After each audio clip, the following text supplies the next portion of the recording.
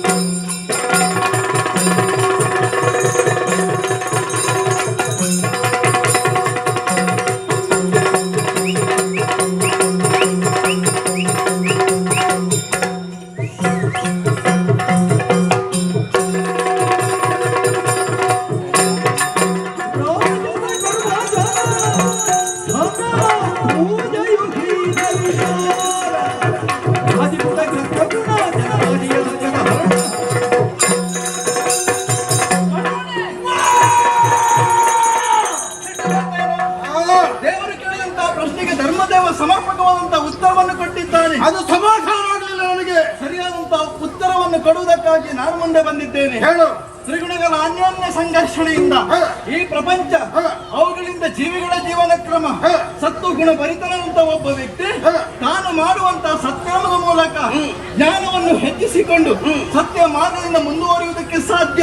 ತನ್ನ ನಡೆ ನುಡಿಯ ಆಚಾರ ವಿಚಾರ ಇದೆಲ್ಲ ಇನ್ನೊಬ್ಬನಿಗೆ ಆದರ್ಶವಾಗಿರಬೇಕೆಂಬುದೇ ಆತನ ಉದ್ದೇಶವಾಗಿರುತ್ತದೆ. ಹಾಗಾಗಿ ಸತ್ವಗುಣ ಎಲ್ಲೆಡೆ ರಾರಾಜಿಸುತ್ತಾ ಇದೆ. ಆಮೇಲೆ ತಮೋಗುಣದಿಂದ ಕ್ರೋಧ ದ್ರವ್ಯವನ್ನು ಕಾಣಬಹುದು. ಆ ಬಳಿಕ ರಾಜಸಗುಣ ತುಂಬ ದರ್ಪ ದುರಭಿಮಾನ. ಪ್ರಸ್ತುತ ಭೂಲೋಕದಲ್ಲಿ ಕೆಲವು ಮನುಷ್ಯರು ಅಹಂಕಾರದಿಂದ ಕೊಬ್ಬಿ ಮೆರೆಯುತ್ತಾ ಇದ್ದಾರೆ. ಅದಕ್ಕೆಲ್ಲ ಕಾರಣವೇನು ಗೊತ್ತೇ? ರಾಜಸಗುಣದ ಪ್ರಭಾವ ಒಪ್ಪಿಕೋ. ರಾಜಸಗುಣದ ಪ್ರಭಾವದಿಂದಲಾಗಿ ಮಾನವರೆಲ್ಲರೂ ತಪ್ಪಿದ್ದಾರೆ ಎನ್ನುವುದನ್ನು ಒಪ್ಪಿಕೊಳ್ಳುವುದಕ್ಕಾಗುವುದಿಲ್ಲ. ಯಾಕಾಗುವುದಿಲ್ಲ? ದೈವಾಂಶ ಅಸುರಾಂಶಗಳ ಮಿಶ್ರಣ ಮನುಷ್ಯರಾಗಿದ್ದಾರೆ. ತ್ರಿಗುಣಾತ್ಮಕವಾದಂತಹ ಪ್ರಕೃತಿಯು ಮನುಷ್ಯರಲ್ಲಿ ದೈವಾಂಶವಾಗಿ ಸೇರಿಕೊಂಡಾಗ ಅವ ಒಳ್ಳೆಯವನಾಗ್ತಾನೆ. ಅದು ಅಸುರಾಂಶವಾಗಿ ಸೇರಿಕೊಂಡಾಗ ಅವ ಕೆಟ್ಟವನಾಗ್ತಾನೆ. ಲೋಕದಲ್ಲಿ ಮಧ್ಯನ ತಲೆದೋರ್ಬಾರದೆನ್ನುವಂತಹ ಕಾರಣಕ್ಕಾಗಿ ಜ್ಞಾನಿಗಳಾದಂತಹ ಋಷಿಮುನಿಗಳೆಲ್ಲರೂ ರಾಜಸ ಗುಣವನ್ನೇ ಹೊಂದಿದ ಅರಸರ ಮೂಲಕ ಯಾಗ ಯಜ್ಞಾದಿಗಳನ್ನು ಮಾಡಿಸಿದರು. ಅದರಿಂದಲಾಗಿ ಯಶೋವಂತರಾಗಿ ಮಾನವರು ಬದುಕ್ತಾ ಇರುವಾಗ ವ್ಯರ್ಥವಾಗಿ ಭೂತಗಳನ್ನು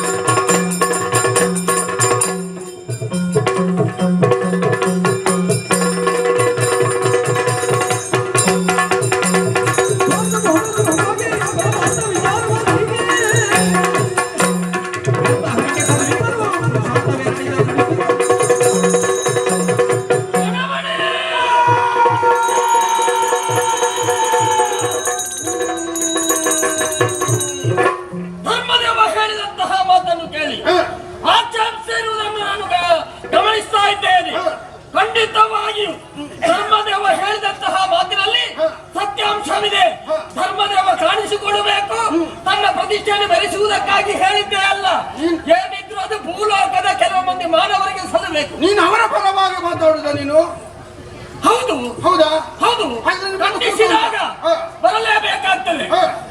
ಬ್ರಹ್ಮ ಸೃಷ್ಟಿಯಲ್ಲಿ ಮಾನವ ಜನ್ಮ ದೊಡ್ಡದು ಬುದ್ಧಿಜೀವಿಗಳನ್ನು ಎನಿಸಿಕೊಳ್ತಾರೆ. ಅಂತಹ ಮಾನವರೆಲ್ಲರೂ ಪ್ರೀತಿ ಪ್ರೇಮ ಸಂವರ್ಧದಿಂದ ಬಾಳಬೇಕು, ಬದುಕಬೇಕೆಂದು ಭಗವಂತನ ಉದ್ದೇಶವೂ ಹೌದು, ಸಂಕಲ್ಪವೂ ಹೌದು. ಅದನ್ನು ಬರೆದು ತಾನೊಬ್ಬ ಕಾಣಿಸಿಕೊಳ್ಳಬೇಕು, ತನ್ನ ಪ್ರತಿಷ್ಠೆಯನ್ನು ಮೆರೆಸಬೇಕು.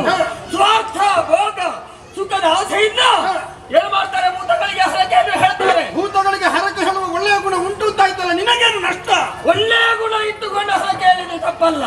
ಕೆಟ್ಟ ಗುಣವನ್ನು ಉದ್ದೇಶವನ್ನು ಇರಿಸಿಕೊಂಡೆ ಭೂತಗಳಿಗೆ ಹರಕೆಯನ್ನು ಹೇಳ್ತಾರೆ. ಕೆಟ್ಟ ಭಾವನೆ ಉಂಟು ಅಂತಾದ್ರೆ ಹಾಳಾಗಿ ಮಣ್ಣು ಬಿಟ್ಟು ಹೋಗ್ತಾರೆ ಅವರು. ಪೆಟ್ಟು ಬಿದ್ದವೆಲ್ಲ ಗೊತ್ತಾಗ್ತದೆ. ಅದರ ಮೊದಲವರಿಗೆ ಗೊತ್ತೇ ಆಗುವುದಿಲ್ಲ. ಆಮೇಲೆ ಪುರುಷಾರ್ಥಗಳು 4: ಧರ್ಮ, ಅರ್ಥ, ಕಾಮ, ಮೋಕ್ಷ. ಧರ್ಮದ ದಾರಿಯಿಂದ ಮುಂದುವರಿಯುವುದಿಲ್ಲ, ಮೋಕ್ಷ ಪಡೆಯುವ ಸಾಧನವನ್ನು ಕೈಗೊಳ್ಳುವುದಿಲ್ಲ. ಅರ್ಥ ಕಾಮಗಳು 2. ಅರ್ಥ ಕಾಮಗಳ ದಾಸರಾಗಿ ಭೂಲೋಕದಲ್ಲಿ ಧರ್ಮ ಪತನವಾಗಿದೆ.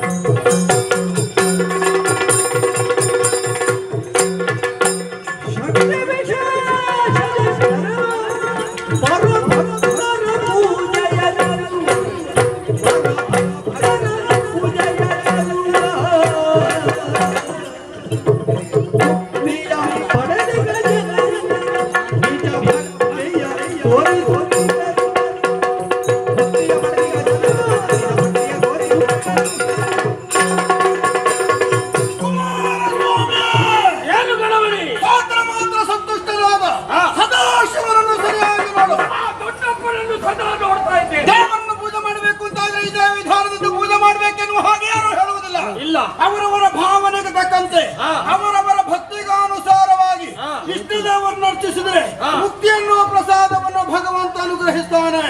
ಅನು ರೇಣುತ್ರಳಗಾಷ್ಟು ಸಾವಿರ ಜಂಗಮಾದಿಗಳಲ್ಲಿ ಅನು ಮಹತ್ ಪರಿಪೂರ್ಣನಾಗಿದ್ದಾನೆ ಪರಶಿವ.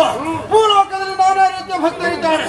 ಗಣೇಶನನ್ನು ಆರಾಧಿಸುವಂತಹ ವರ್ಗ ಗಾಣಪತ್ಯರು, ಶಿವನನ್ನು ಆರಾಧಿಸುವವರು ಶೈವರು, ವಿಷ್ಣುವನ್ನು ಆರಾಧಿಸುವವರು ವೈಷ್ಣವರು, ಶಕ್ತಿ ದೇವಿಯನ್ನು ಪೂಜೆ ಮಾಡುವವರು ಶಾಕ್ತೆಯರು, ಬೇರೆ ಬೇರೆ ಭಕ್ತದವರಿದ್ದಾರೆ. ಯಾರು ಯಾವ ದೇವರನ್ನು ಅರ್ಚಿಸಿದ್ರು ಅದು ಭಗವಂತನಿಗೆ ಪ್ರೀತಿಯರ್ಥವಾಗ್ತದೆ. ನೀನು ದೇವರ ಸನ್ನಿಧಿಯಲ್ಲಿ ಎಷ್ಟು ವರ್ಷ ಆಯ್ತು? ಎಷ್ಟೋ ಕಾಲದಿಂದ ದೇವರ ಸನ್ನಿಧಾನದಲ್ಲೇ ಇದ್ದೇನೆ. ಇದ್ರ ಸಾಲದು. ಕಲ್ಲು ಎಷ್ಟೇ ವರ್ಷಗಳವರೆಗೆ ನೀರಿನಲ್ಲಿದ್ರೂ ಮೃದುವಾಗುವುದಿಲ್ಲ. ಕತ್ತೆಯ ಬೆನ್ನಿಗೆ ಗಂಧದ ಮೂಟ ಹೊರಿಸಿದ್ರು ಕತ್ತೆಗೆ ಗಂಧದ ಪರಿಮಳ ಗೊತ್ತಾಗ್ತದೆ. ಅದು ಹೇಗೆ ಗೊತ್ತಾಗುವುದು? ಇದು ಯಾರಿಗೆ ಹೇಳಿದ್ದು ಅಂತ ಗೊತ್ತಾಯ್ತು? ಯಾರಿಗೆ ಹೇಳಿದ್ದು? ಇದು ನಿನಗೆ. ಕತ್ತೆ ಆಗಿರುವನೆ, ಕಲ್ಲಿನ ಆಗಿರುವನೆ ದೇವರ ಸನ್ನಿಧಿಯಲ್ಲಿ ಇರುತ್ತ ನೀನು ದೇವರ ಮಹಿಮೆಯನ್ನು ಅರ್ಥ ಮಾಡಿಕೊಳ್ಳದಿರುವ ಅವಿವೇಕ.